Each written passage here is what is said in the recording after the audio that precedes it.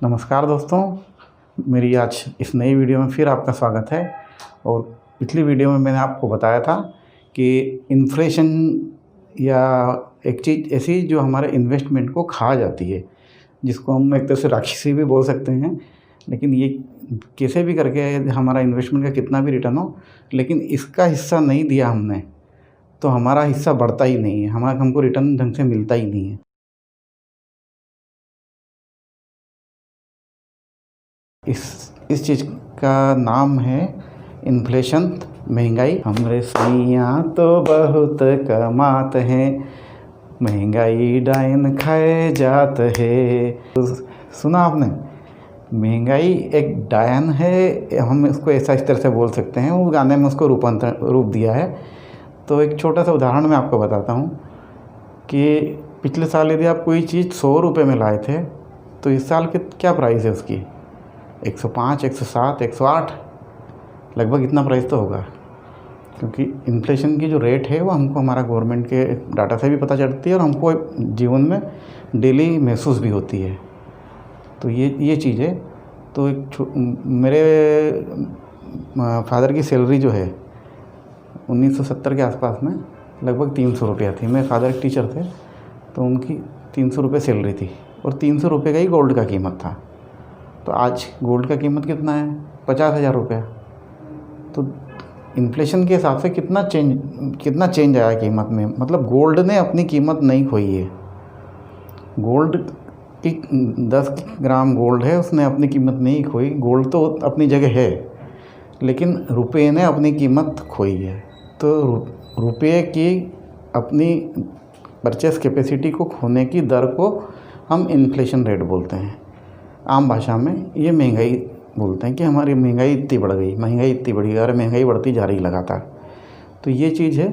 तो investment option के बारे में मैंने जब आपको बताया था, तो गोल्ड, सिल्वर, जो वाटेवर जो चीज़ है, हर चीज़, चाहे प्रॉपर्टी हो, चाहे दूसरी डेली नीड की, डेली खर्चे की जो भी चीज़ हो, उन सब चीज़ों को इन्फ्लेशन का प्रभाव पड़ता है। इन्फ्लेशन बहुत बड़ा सब्जेक्ट है और पूरा मौद्रिक नीति होती है आरबीआई की। तो हम उसमें नहीं जाएंगे। हमको जो इफ़ेक्ट करने वाली, जो म्यूचुअल इफ़ेक्ट करने वाली जो चीज़ें हैं, उसको हम देखेंगे कि हमारा इन्वेस्टमेंट में क्या फ़र्क पड़ता है।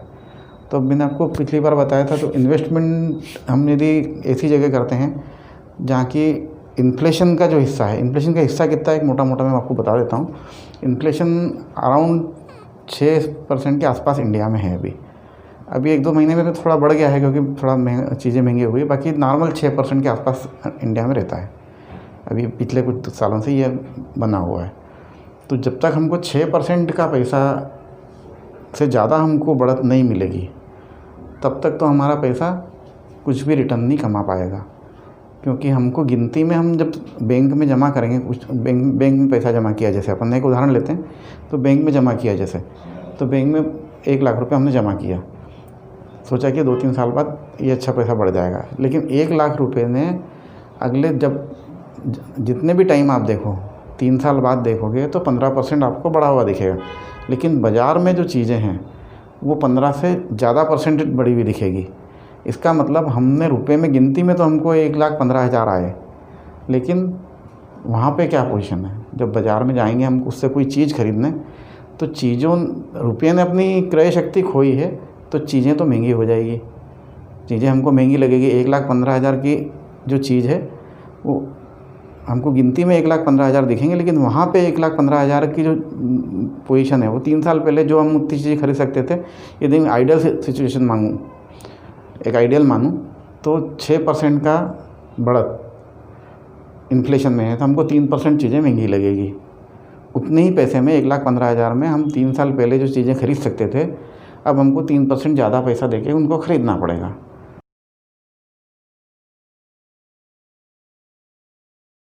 ये एक एवरेज की बात कर रहा हूँ। अलग अलग चीज़ों में अलग अलग इन्फ्लेशन होती है। जितनी ऑप्शन मैंने बताया था, सब में अलग अलग रेट आती है इन्फ्लेशन की। तो एक छोटी सी चीज़ अपन समझें कि हम हमारा पैसा तभी बढ़ा सकते हैं जब हमारी पैसे की ग्रोथ इन्फ्लेशन से फास्ट हो।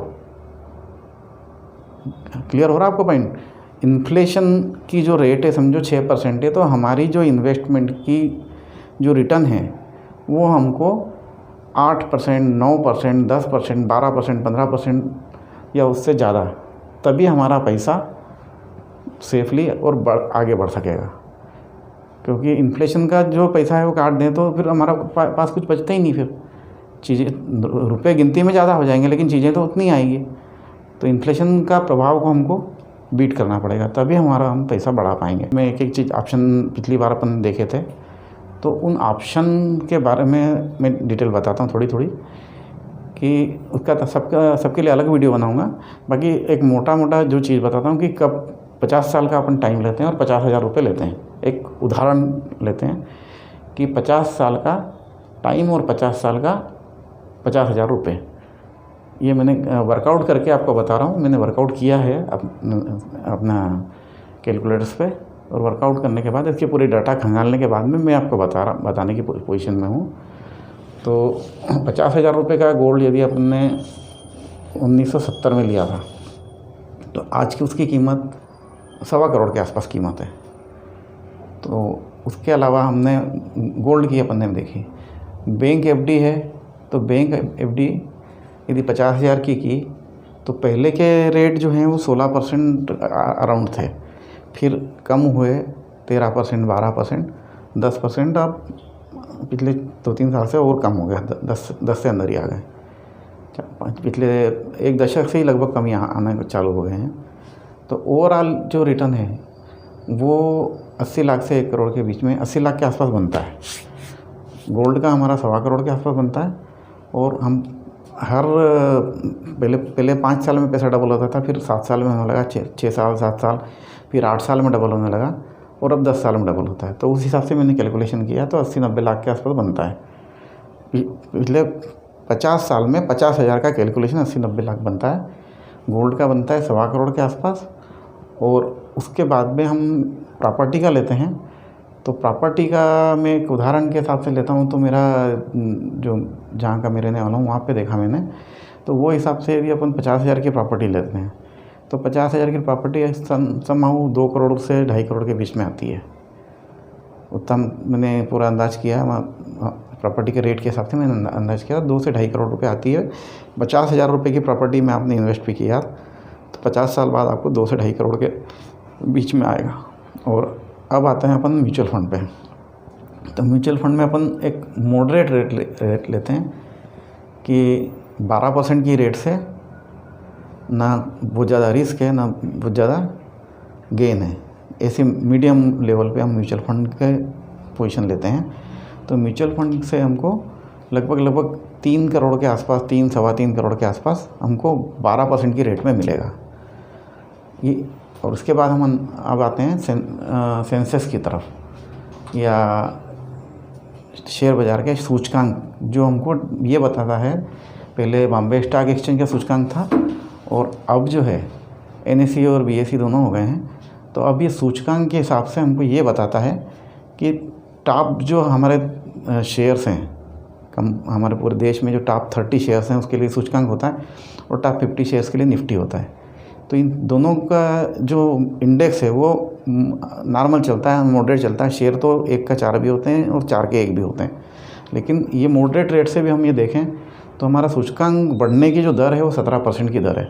तो 17% की दर से यदि हम पिछले 50 साल का उसका डाटा लेते हैं, उसको मल्टीप्लाई करते हैं, तो वो अराउंड समूह 12 से 13 करोड़ के, 12.5 से 13 करोड़ के बीच में आता है। तो ये सिंपल सा कैलकुलेशन था। और अब मैं आपको एक दुनिया के सबसे बड़े इन्वेस्टर की बात करता हूँ, जिसका नाम वारेन बफेट है। आप सब तो जानते ही हैं उनको। इन्वेस्टमेंट से ही उन्होंने अपना सारा जितना भी नाम कमाया, इतना धन कमाया, इन्वेस्टमेंट से ही कमाया है। तो उन्होंने 11 साल की एज में इन्वेस्टमेंट करना चालू कर दिया था, और अब जब चर्चा में आए हैं पिछले 10 साल पहले, उनको ये अफसोस हुआ था कि मैंने 11 साल की उम्र में चालू किया, ये लेट था।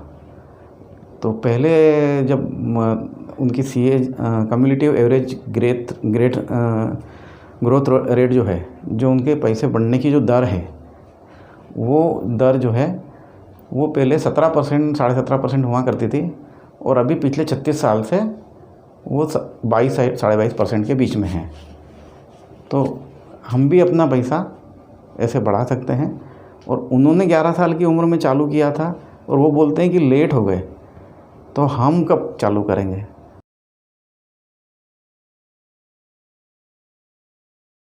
मेरा वीडियो आपको पसंद आया हो, मेरा कंटेंट आपको पसंद आया हो और मैं जो जानकारी डिलीवर कर रहा हूँ वो पसंद आया हो, तो आप मेरे वीडियो को लाइक कीजिए, सब्सक्राइब कीजिए, अपने ग्रुप्स में शेयर कीजिए। और आगे क्या आपको इससे संबंधित, इन्वेस्टमेंट से संबंधित आपको आगे और क्या चीज़ की जिज्ञासा है, क्या चीज़ आपको चाहिए, तो आप मुझे कमेंट में प्लीज़ बताइए। धन्यवाद, नमस्कार।